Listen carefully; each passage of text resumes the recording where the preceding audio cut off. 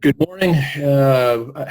I guess it's good news is we have a pretty straightforward forecast, I think. On the not as positive, of course, dryness has been an increasing concern. You see here a soybean field that's suffering some of the effects of the recent dryness, and I'll cover that a little bit and certainly spend some time looking ahead. I think the bottom line is, though, as we move ahead, I think conditions probably will be improving weather-wise in many areas, but it may take some time. Here in the last week, looking again in review, our temperatures range from near to just a little bit above normal across southern parts of the state to a little cooler than normal as you move north into the northern lower and especially across western upper Michigan. But again, the big story really has been here, the developing and increasing dryness.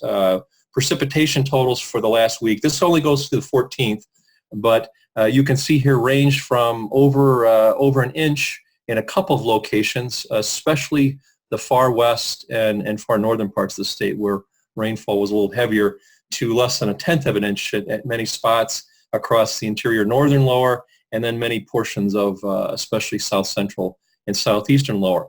Of note here, I think, especially for us, locally here in East Lansing, where the water certainly is needed. We had a weather system that looked a lot more promising with the forecast models here on Monday night, but really fizzled, and there was one exception to that. We had some rain down across the far southwestern corner of the state with that system Monday night, but if you could see here closely enough, there's some yellows and reds in here. There was a thunderstorm, a single individual thunderstorm across portions of Macomb and Oakland counties that led to 3 to 6 inches of rain in just a 3-hour period, which is climatologically, that's top end for rainfall, may be record setting in some cases, but that was by far the exception rather than the rule in many areas. In what looked to be a promising rainfall event were missed. And again, as a result of that, we have increasing levels or increasing deficits. We do, if you can hear outside my home here in Hazlet, it's actually raining here this morning, but it is relatively light, and that sort of sets the stage for what we're going to talk about for the forecast. One more thing here in terms of degree day accumulation down here in the lower left, with the week being fairly close to normal temperature-wise, you can see that our, at least beginning in the 1st of May, our degree day totals seasonally are near to maybe a little bit ahead of normal across the extreme southern part of the state, falling back to, well below normal as you move north, especially across the upper peninsula. So it depends on where you are, but and this is likely to probably where we will be, a similar type of pattern here for at least the next few weeks. I mentioned the precipitation deficits. Really, we've Tale of Two Cities here this growing season, as everybody appreciates, with far too much rain early in the year. The dryness really began in many areas in the first couple of weeks of July and has persisted ever since. What you're looking at here is a graphic of the percent of normal precipitation really since the middle of July through the present. And the typical, this is one of the wetter times of the year climatologically, and our expected rainfall during that time frame would be on the order of 2.5 to 2.5 inches across northern and northeastern parts of the state, to as much as 4 inches for that 1 month period down in the far southwest.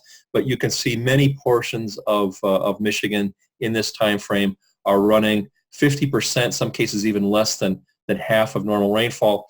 And one of the big challenges, of course, given the unusual, very, very abnormal start of the growing season, shallow rooting systems or roots, especially our annual crops, which have shallower roots than normal given the spring, not being able to access water at depth.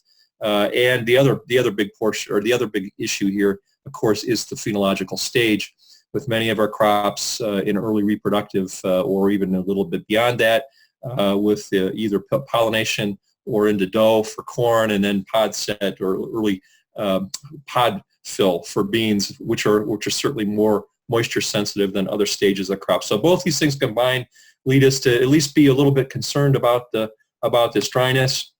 And finally, one last thing about that, if we look at, this is from the National Drought Mitigation Center out in Lincoln, you can see here very visually. This is using an index called the Quick Drought Response Index, which is a combination of both surface data, surface observations, plus satellite data, along with some chronological normals. But this one, the colors here, the blues are wetter than normal, and the browns and tans are drier, and oranges are drier than normal. And just to see here the change, I think it's really revealing or illustrating. For mid-July here is on the left. You can see lots of blue, with the exception of western upper Michigan, across the state, certainly wetter than normal. And that's no surprise given what we observed here this spring. But in the most recent issuance here for the 11th of August, you can see the gradual development of dryness, especially across the central and southern lower and across eastern upper Michigan. This area, by the way, eastern upper Michigan, did get some very, very beneficial rains here early this week. So this probably will be, some of this area will be moderated, but this is, I think this area in central and southern lower is a real area of concern, and you can see in some of these spots it's actually quite dry, especially where you've got coarser textured soils that hold less water, and again, the conditions have developed rapidly. One positive thing, with our temperatures being somewhat near normal, that has limited the potential of evapotranspiration rates. So again, we could say that the moisture stress here, especially recently, could have been significantly worse or greater than it would have been if we would have had a higher or above normal temperatures, which didn't happen. So where are we headed? Well, again, I mentioned rainfall down in the lower right here. We've got really a very unsettled weather pattern across the upper Midwest and the Great Lakes region, and three separate weather systems to deal with here really for the remainder of the work week and into the weekend. The first one is affecting us or impacting us right now, and this radar shot down here from a couple minutes ago. You can see we already have one area of showers with a couple embedded rumbles of thunder here, mostly across the central lower peninsula. It's moving slowly to the east. One of the I guess the themes of this forecast is many of these weather systems are going to be moving slowly. We will see this probably spread a little bit to the southeast. So this afternoon we do have the likelihood, I think, a good chance for showers across much of really the southeastern quarter to third of lower Michigan, and that's again an area that really could use or needs water. That's associated with this weather system you see here over the Ohio Valley, and it's a little bit, you're going to see a repeat of this. That system will move off here overnight into early tomorrow, and then by tomorrow morning, weather system number 2 approaches from the west. You can see that as an area of low pressure out over Minnesota. This frontal boundary is still draped here just to our south, and that's going to serve. It won't be a very widespread type of rainfall, but certainly the chance for scattered showers and a few thunderstorms. The greatest likelihoods with this particular system will come probably late tomorrow afternoon and into tomorrow night. This will be statewide, at least 50-50 odds. I think they'll see precip here tomorrow.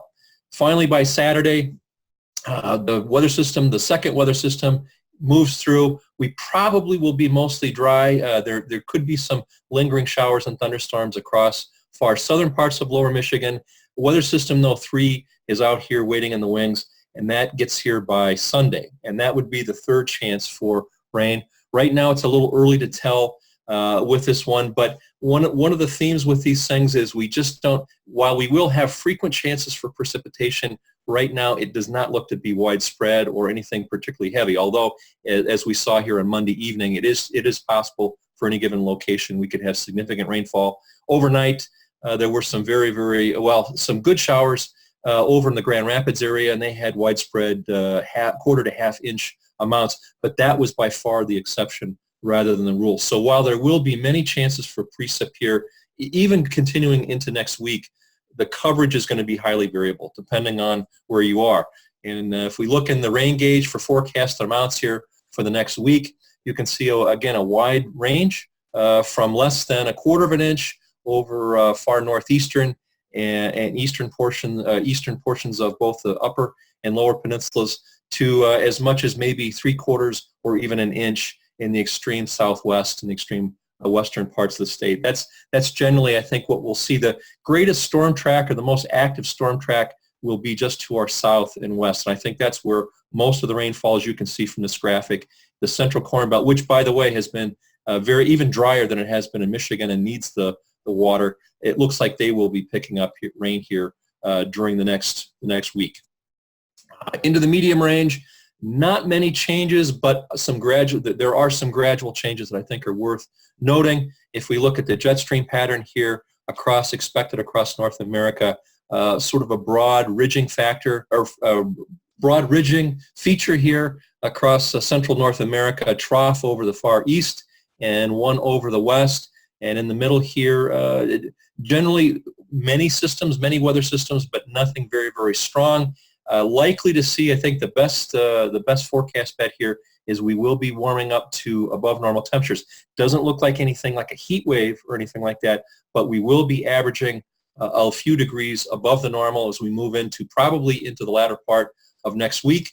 The other message here with the forecast, we noted many chances for precipitation, but the totals from most of the numerical guidance are suggested to be at least normal, if not above normal. And the outlook going beyond this for the 8 to 14 day, almost an identical carbon copy. So I'm not going to show that because, again, they are very, very similar. So right now it's looking as though the second half of August here, especially into next week, edging towards warmer and maybe a little bit wetter than normal. So especially given where the crops are and behind and where we'd like them to be at this time of the year, I think that's fairly good news, and hopefully some water to alleviate moisture stress where that has developed here recently. So summarizing here, unsettled is a good word to describe the weather pattern that we're in, with frequent chances for rainfall, but nothing really widespread. We will see almost a daily chance for rainfall here through the weekend, and by the time all is said and done here over the next week, our greatest coverage likely to be in highest amounts in far western and southern sections of the state. We'll also see a little bit of a warming trend, but still not very far away from our climatological normals. Our highs in most parts of the state are going to be in the low and mid 80s, moving into the weekend, lows in the upper 50s to the low, maybe a couple mid 60s in the far south. So again, a couple degrees above normal, but not anything earth-shattering. And that's pretty much where we are in the medium range forecast guidance as well, edging towards a little bit warmer and wetter than normal. So really, given our growing season, I think that's a fairly favorable outlook. How long this continues is still, it's a little bit of a debate, but it may go beyond, again, late August into early September as well. We'll be keeping an eye on that. There will be a new ensemble of long lead outlooks issued here, actually just in a couple of hours here this morning from the Climate Prediction Center. We'll look at those in more detail next week at the outlook. But I personally am not expecting any major changes in those. They still do call for warmer than normal temperatures for the end of the summer, the growing season, and well into the fall. And that, again, given how the difficulties we've had this year, that will be important. Hopefully, I still think that will be a part of the forecast, the new ones issued today. And that should wrap it up. Does anyone have any questions this morning?